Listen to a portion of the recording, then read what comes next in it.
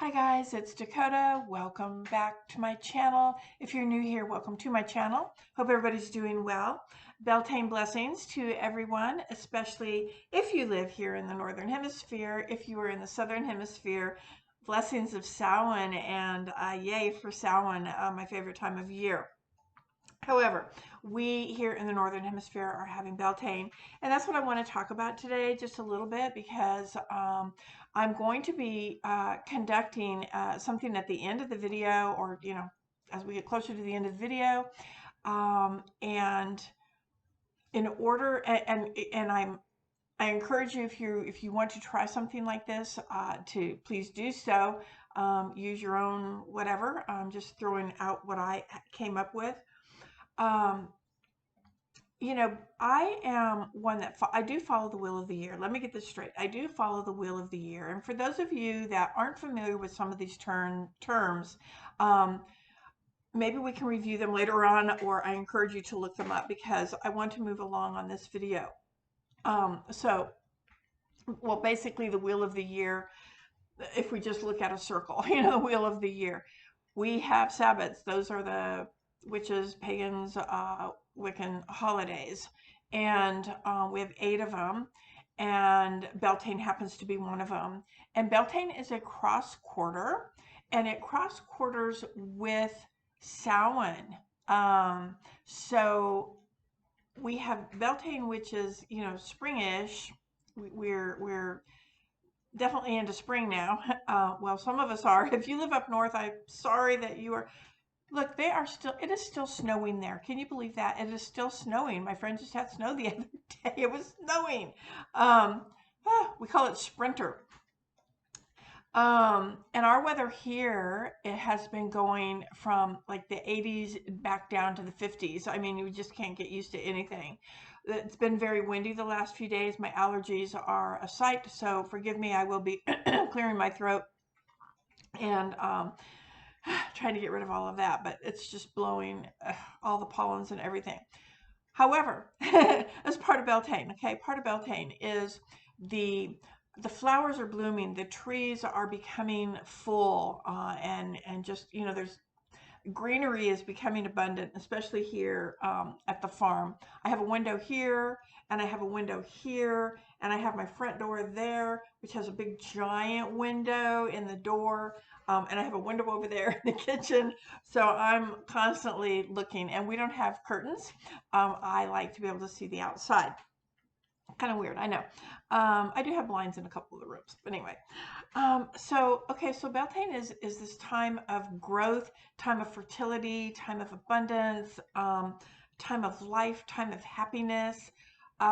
If we look at modern day traditional Beltane, you look it up, I'm sure you've seen the maypole with all the ribbons, and the group gets around the maypole. Everybody grabs a ribbon, and we dance, and we intertwine the ribbon. We wrap the maypole with the ribbons. We go in and out of each other around the circle. It's a lot of fun. It's a lot of fun.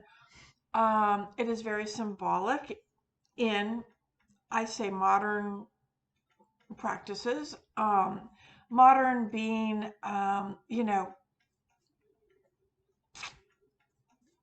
early 1900s. Let's just go that way. And maybe earlier, maybe even earlier. So I understand if I don't have the exact dates right. I should have written it down, but I did not. But I just know, what I do know is that I have read some history books on, because Beltane came from like the Irish Celts, and they didn't celebrate Beltane the way that we celebrate it here. For the most part, what I could get from the history books, they celebrated fire. Yay, fire. So what they would do is they would light fires, which is where from reading the history, this is where I feel, because Beltane is a fire Sabbat. It's a fire Sabbat. So I think that the fire came from our ancient history. And what they would do is they would light fires around their land for protection, for purification. It was to help, protection for their livestock to keep them free of disease, etc. And one of the cute stories that I read, and I'm sure that, they actually believed it, that they lit the fires actually also, not actually, but also to help keep protection from the Fae, to help keep the Fae away, because they thought, and it was a known thing, that the Fae could sour the milk. So, so they used fires for that. They didn't have, I'm not saying all of them, maybe they did, from what I read. There was no maypole, there was no dancing around the maypole or whatever. Maybe there was in a few areas, I'm not quite sure. But I know for the most part, they had more important things to do at Beltane. They were prepping their lands, getting their crops planted, taking care of their livestock. They didn't have the witch's calendar with a date on there. They didn't have, the book that tells you all about Beltane and different rituals you can do and different foods you can cook and different, all of that stuff, spells and everything. Like, they didn't have that. They didn't have big giant tractors that go through and plow the lands and then poison it with their, growth fertilizer or whatever. Everything they did was by hand. So they just didn't have time to do all of that dancing and all of that stuff. And Beltane, as we know it, also, um, is a celebration of the god and goddess and the great rite. And you can look that up. I am going to just say that it's the union between the god and goddess. I don't need YouTube, banishing me for, talking about anything maybe that I shouldn't be talking about with the great rite. But I don't think back in the day, I don't think our ancestors had the time to dance around a maypole, drink a lot of mead, and then, go frolicking out into the woods to have pleasurable entertainment. Um, Maybe some did, and they were the lucky ones. The other ones were doing the physical work. So, so with that being said, I do know, I'm not going to say all of the history. You're never going to know all of the history because we weren't there. We only know what the historians have written. And sometimes a lot of it is guesses and word of mouth. It's kind of like when you were in school, and I've said this before, like when you were in preschool or kindergarten or whatever. Remember, we would sit in a circle and the teacher would whisper in your ear and tell you a story, and then you had to tell the next person and the next person. And by the time it got to the last person, the story was completely different because we perceive things differently. How we speak is differently from each other. So, even the historians, I mean, if their great great great great great ancestor told them something, or told that ancestor, down the line of lineage until it gets to you, there might have been a slight miscommunication somewhere. I'm just saying there might have been.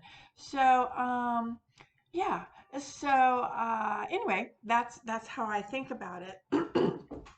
And I've never been like this glitz and glamoury kind of I don't know.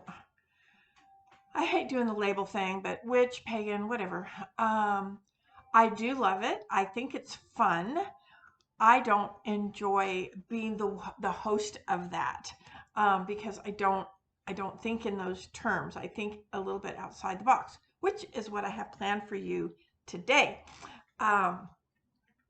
So yeah, so I do this with all of the Sabbats pretty much. I do this with everything, anything I do. If I read a book, I'm going to dissect that book.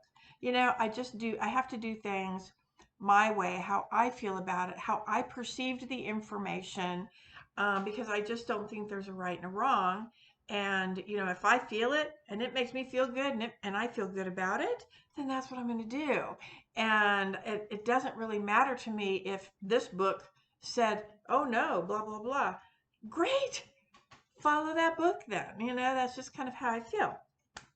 All right.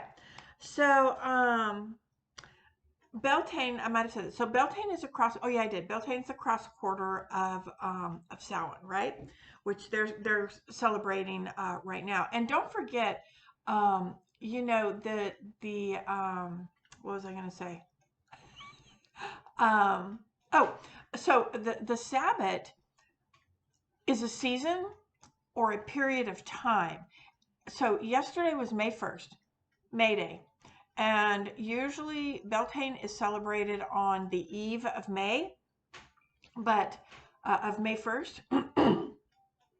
But guess what?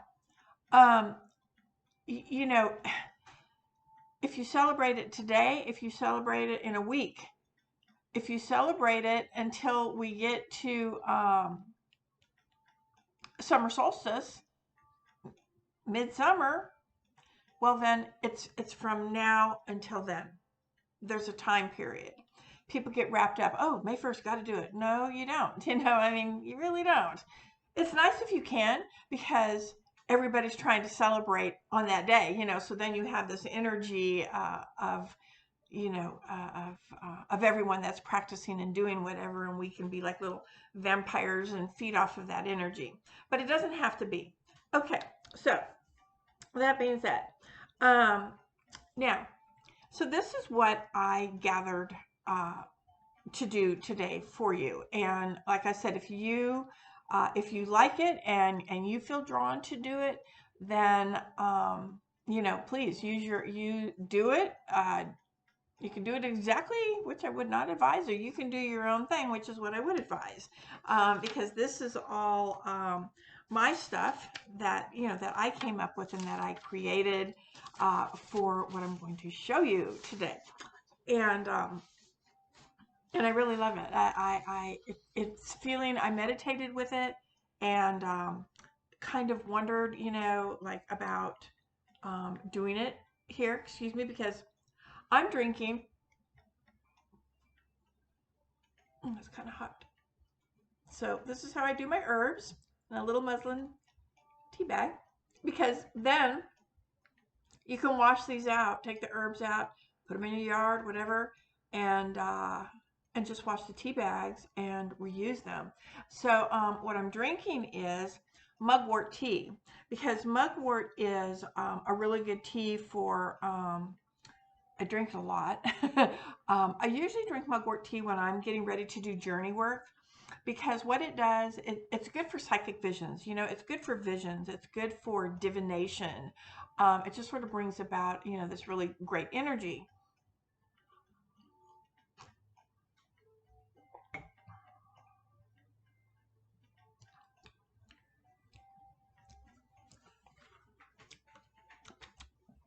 That's really bitter. Oh, I left that in there too long.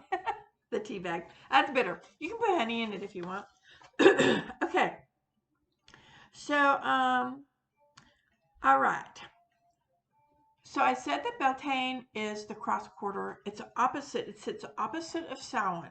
So if you look at the wheel of the year, let me see if I can. I don't know if you'll be able to see this. I should have had this already for you.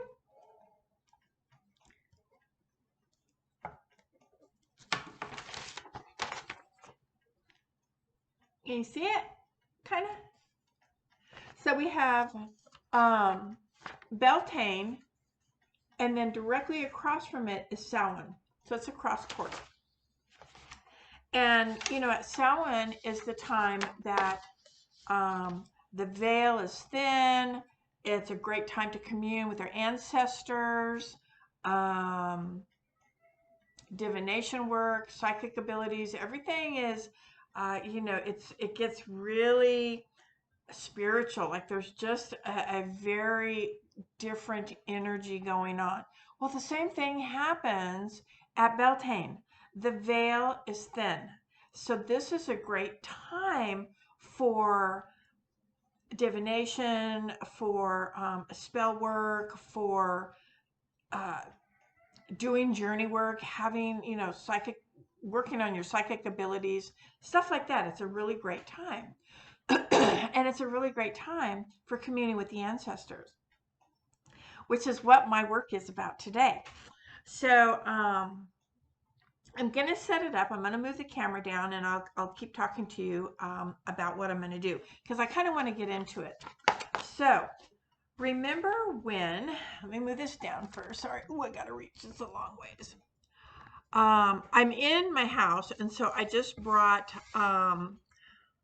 my little, this is a breadboard, whatever. And I have this candle that I made, and this is a candle, it's just a tea light. It is for, it's definitely for divination and for like psychic abilities or visions kind of thing. So I'm going to go ahead and light that. Just to add to. Now, I do want to let you know that what I'm going to do today is exactly what I'm going to do when I'm done, because this is going to require some time, but I want to show you what we're doing, and then you can do your own thing. I have another candle lit here. I don't have enough room really on this little table that I'm on to do my exact candle. I'm going to have several candles when I get ready to do the real thing for me, because I am going to do this for Beltane. I am doing this for Beltane, and the purpose is to, that I'm doing this is to commune with the ancestors. So I am using the energy of Beltane, that the veil is thin, to communicate with the ancestors. So that's what I'm doing. All right, so I've got my tea. It's a little bitter. I let it sit too long, and it's kind of cold, which I don't like it when it's cold. So I'm going to forego drinking my tea, but I will, trust me, be drinking that. Or I do like dandelion tea also when I'm doing this kind of work. Either or, and guess what? You don't have to drink tea if you don't want to. It helps with my allergies as well. Okay, so the first thing that I am going to do, all right, I'm going to be using the major arcana, however you like to say it. I call it the arcana. Sometimes I do call it arcana, but I call it the arcana most of the time. So I'm going to only be using the major arcana. Okay, so I went through and I pulled out all of the major arcana, with the exception of I did not use the world card, the wheel, or I'm going to put that in. Sorry, didn't mean to pull that out. Okay, so I just pulled those two cards out, and the reason why is because I'm going to shuffle these while I'm talking to you. So the reason why is because I am pulling a card that is going to be representing an ancestor. Now, I'm going to show you as we go through. I'm not calling on a specific ancestor, but you could if you wanted to. But you might have to do this just a little bit differently. And you do not have to be a tarot reader to do this, other than, like, if you don't read tarot, it's okay to look it up in the book, the one card that you end up pulling, for this reason, which we're getting to here in a second. All right, so I'm just going to give these a shuffle, and then I'll tell you. I'm going to just cut them 3 times just because I'm used to doing that in tarot. And also, let me just tell you that this deck here, this is the Witch's Tarot by Ellen Dugan. And it's a long story. I never would have bought this deck. It does not, how can I say this? It does not make me go ooh, ah with the images at all. I special ordered it for a customer years ago. I wasn't going to even order it for the store. It was just too, I don't know, blah for me. It's not my style, maybe. I don't know. but she wanted it, and I ended up special ordering it for her. When she brought it in, she wanted to look at the cards right away. So she took the cards and we spread them across the counter at the store. And I literally, we did the spread across. I swear before the gods, I took a step back from the counter because I felt as if in that brief second I was surrounded by people and activity and talking. And then I thought, what in the world? And so I stepped up closer and I just realized that those cards were really, really speaking. I mean, they were like speaking to me, not directly to me, but I don't know. And the bottom line is I thought, well, that is so interesting. So I went ahead and I bought the deck for the store, took one home, and this is actually the deck that I use at my store. I use others occasionally, but this is my main deck that I use at the store because for whatever reason, it really reads well for me. I don't know why. Like I said, it's not my favorite deck in the world, but it's the deck that I use. And so this is the deck that I wanted to use to show you today because I use the Transparent Tarot by Emily Carding, and I do have some videos of that deck on here. And it's a little bit too much for me to show you what I'm doing. Okay, so I've shuffled my deck, and I'm not going to tell you anything other than I'm just, when I get ready to do this on my own, I'm just going to ask the cards, I'm going to ask the universe to please present an ancestor before me that only serves my highest good. Make sure that you're not just, spewing out any old ancestor will do. I want an ancestor that is either directly related to my lineage, DNA, whatever, or they don't have to be directly part of my lineage or part of my DNA as long as they are not baneful in any sort of way, or create some sort of energy that is not serving. So I'm only going to call forth ancestor that connects, that is for my highest good. It has a message for me that is for my highest good. Okay, so I shuffled the cards, I divided them, and I'm going to flip over the first card. I'm going to put these away. Okay, the Emperor.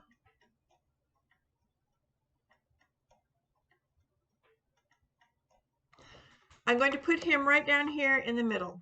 Okay, and I'll talk about it in just a minute. So here I have the Emperor. All right. The next thing I'm going to do is I'm going to grid. I'm going to grid this card.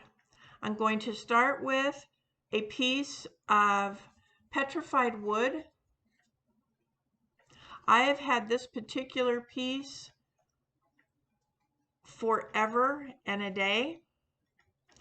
And petrified wood, it is the remains of ancient trees.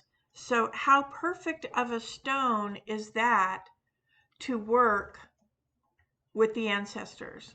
It's just the absolute perfect stone to work with the ancestors. And I'm going to just place this stone right here to the left of my card only because I do like to work with the cardinal directions. And let's just say on this corner of the card is east, south, this would be west, and this is north, pretty much from where I'm sitting. Not exactly, but pretty much.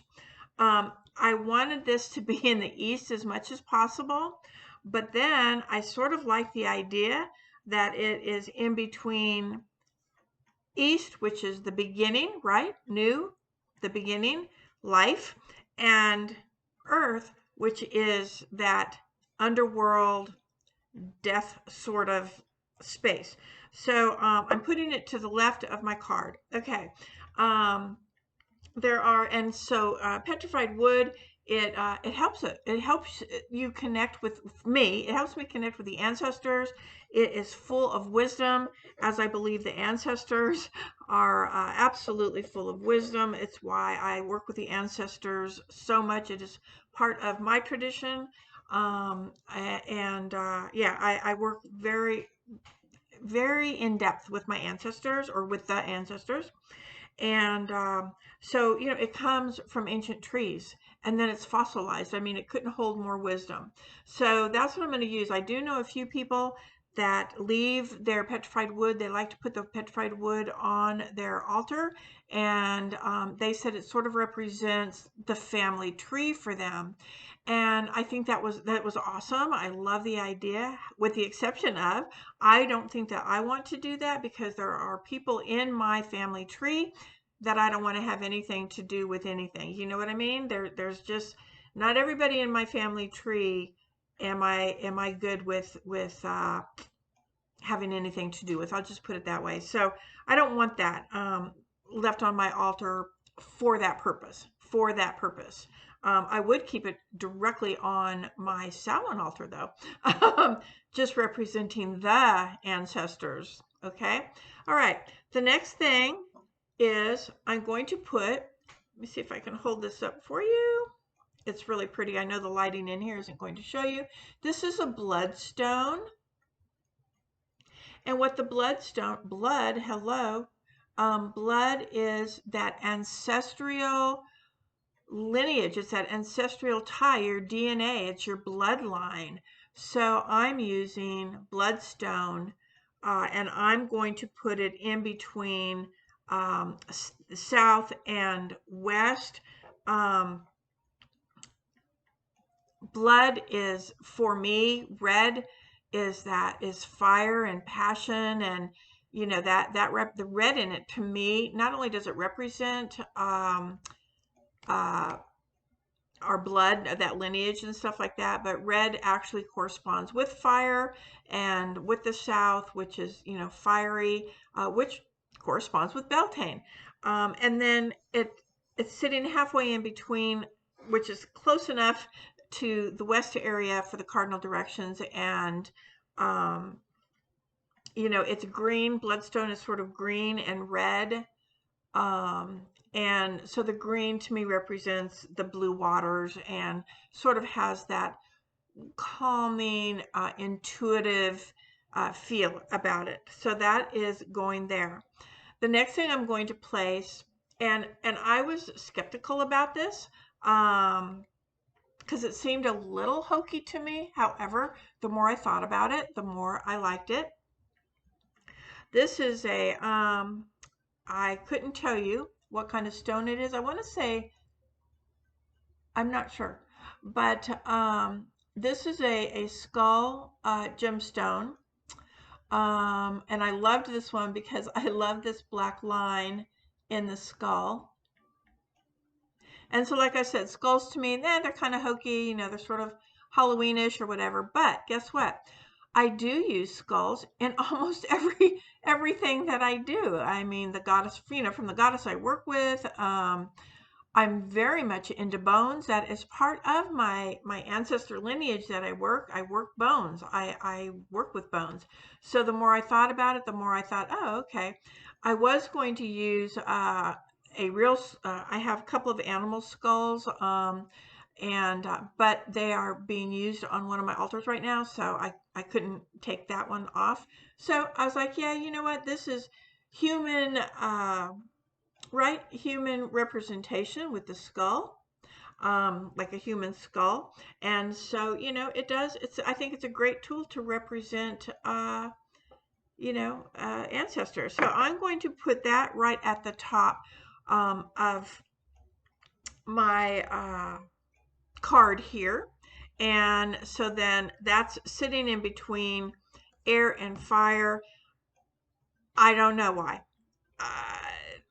It is. Because that's where it's going. That's why. All right. The next thing I'm going to do, I want to keep going. I don't know how much time I've done already. I can't see the clock. All right.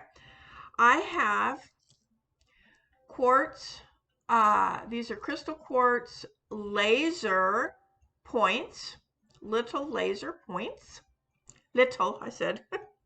And what I'm going to do is now I'm going to go clockwise. Oops. And I'm going to, when you do a grid and you're using points, which I'm having a class the end of this month at the store, so I don't want to give up too much information on how you do gridding, because it is going to be on gridding. But I'm just going to say, so now I'm going to change it up. So now what I'm going to tell you is I'm going to lay these down in between the stones with the point of the stone facing out, facing away from the card. Okay. Here's another one. I'm putting it on the, oops, right here, not quite on the corner, right there. Then the other one is going to go point away, right there. And then this one is going to go right here. So now I have these points that are going this way, and I have, sorry, this big one. Oh, it's not big, but it's a chunkier one.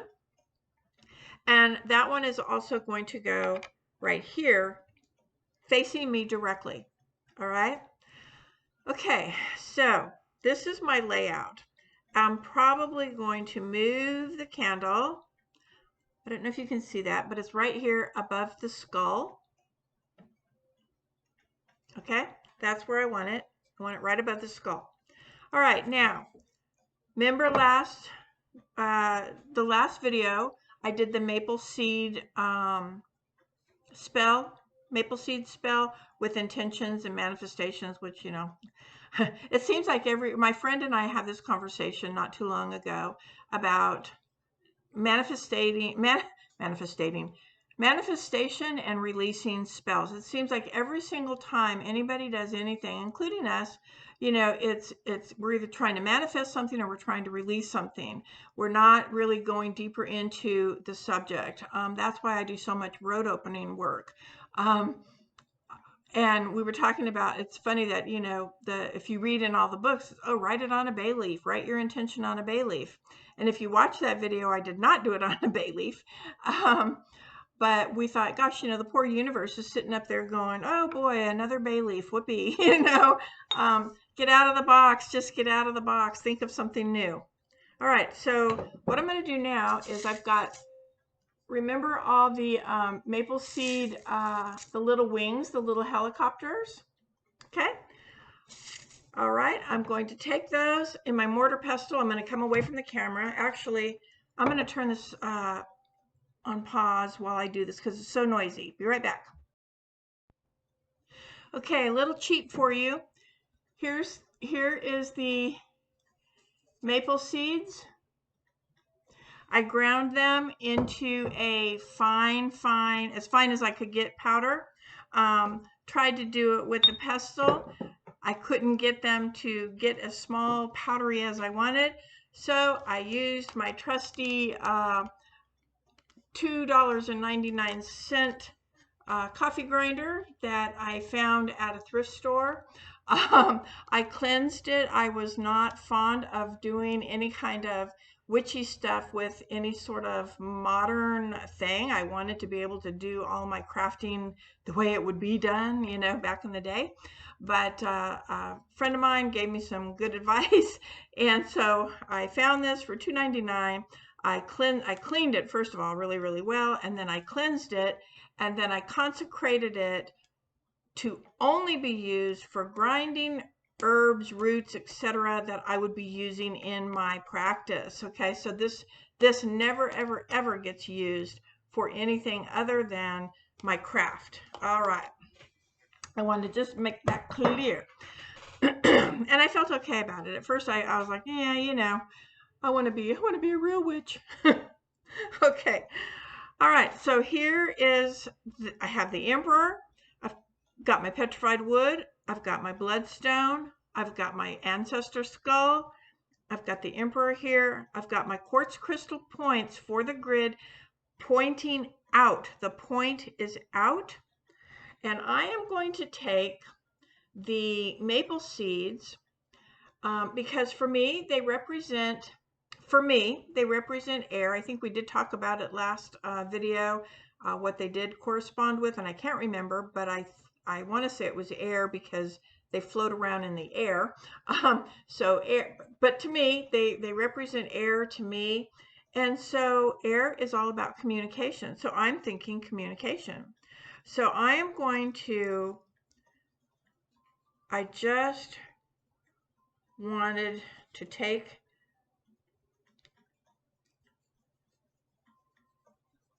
the maple seeds,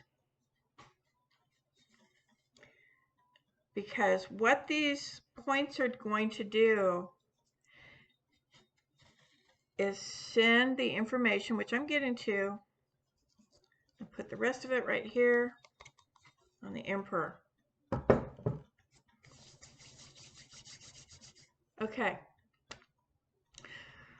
So what these points are going to do for me is they're going to hopefully send the message from the emperor to me. Now, what do I mean by the emperor? And here's what I'm talking about, why you don't need to really understand tarot, because this just isn't about tarot. This is not about tarot. I'm using the major arcana, and in this case, I pulled the emperor. What I would do, and what I will do, when I get done here, I'm going to do this spell. I'm going to set up my space, my working space that I use for my own personal work.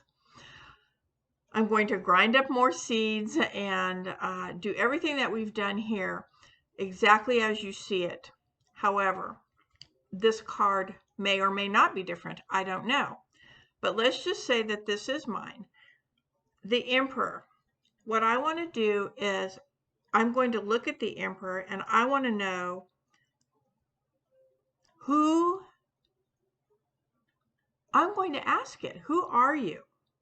Who are you? And what do you see? I see, I put too much, herb on it. You might want to wait and do that at the end.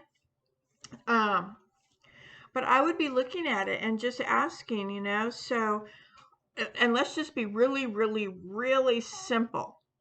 Let's just look at the images. Let's not even think about the emperor.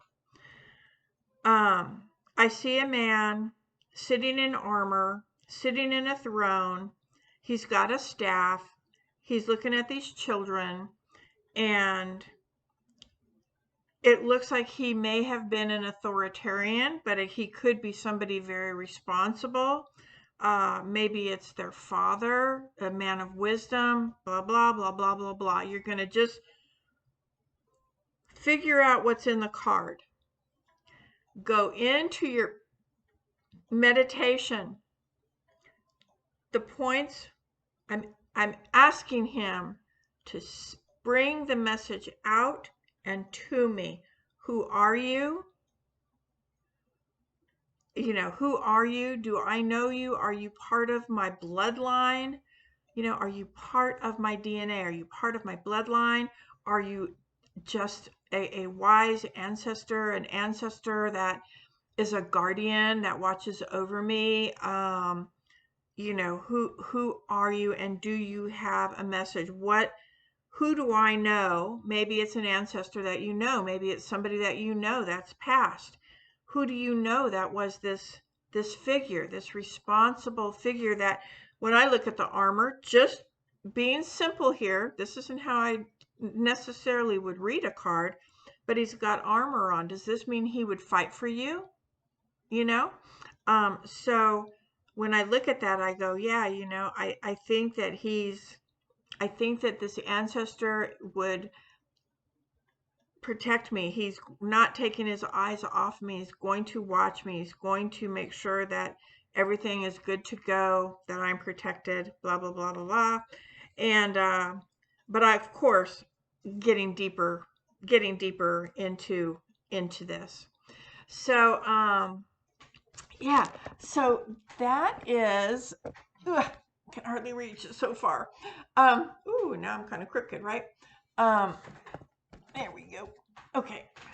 So that's what I had. That's what I had. That is my out of the box for Beltane, is working with the ancestors, but using the tools of Beltane, the energies of Beltane, because, you know, I've used the maple seed.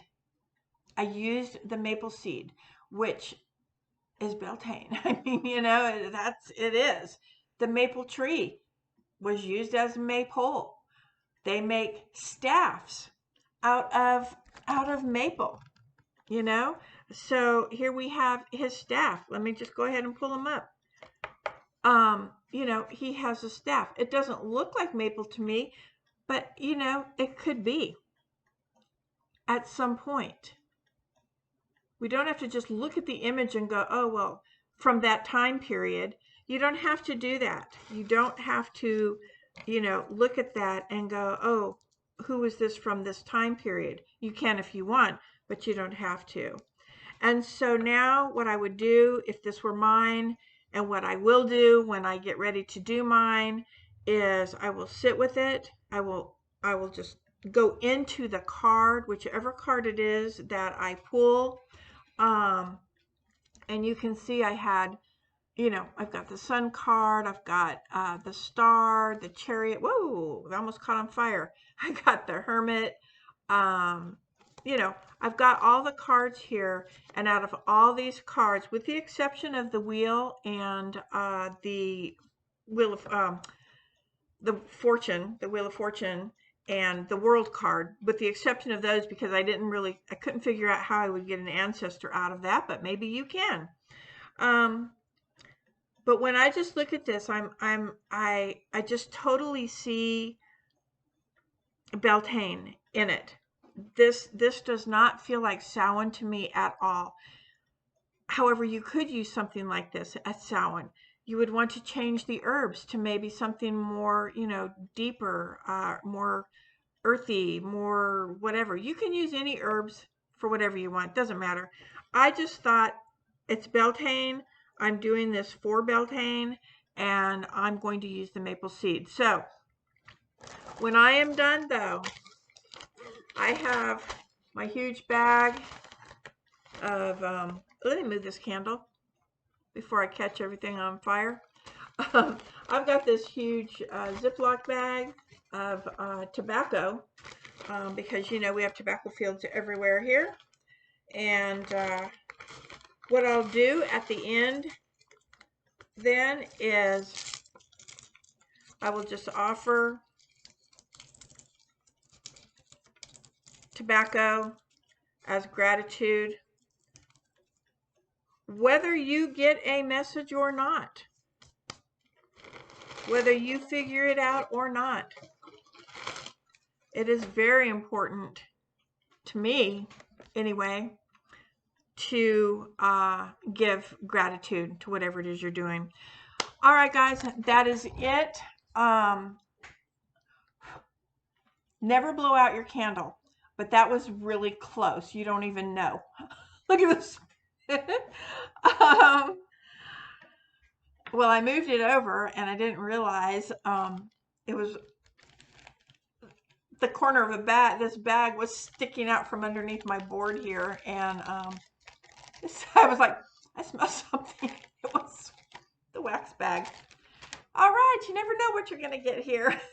All right, guys, just me being crazy. I hope you enjoyed this. I feel it. I really, really felt this when it started coming to me and started putting it together. You could add anything you want. You can take away anything you want. You can use whatever stones you want. You don't have to use laser points, and you don't have to use 4 of them. However you want to set it up.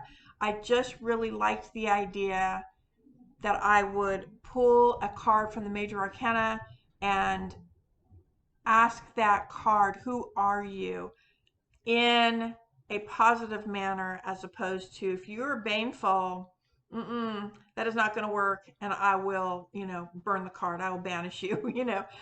So we want to make sure that we choose those right words, you know, that you're coming with just for my highest good, you know, to serve my highest good. with a good message for me. And yeah, so all right, so that's it. I hope you enjoyed it. I hope to see you next time. I hope that you will subscribe. My numbers are going up. I'm excited about that. I don't know why. It just excites me that, you know, people are subscribing. It makes me feel happy. And I'll see you next time. Good luck. Happy Beltane, and I'll see you next time. Bye, guys. Love you. Thanks for watching.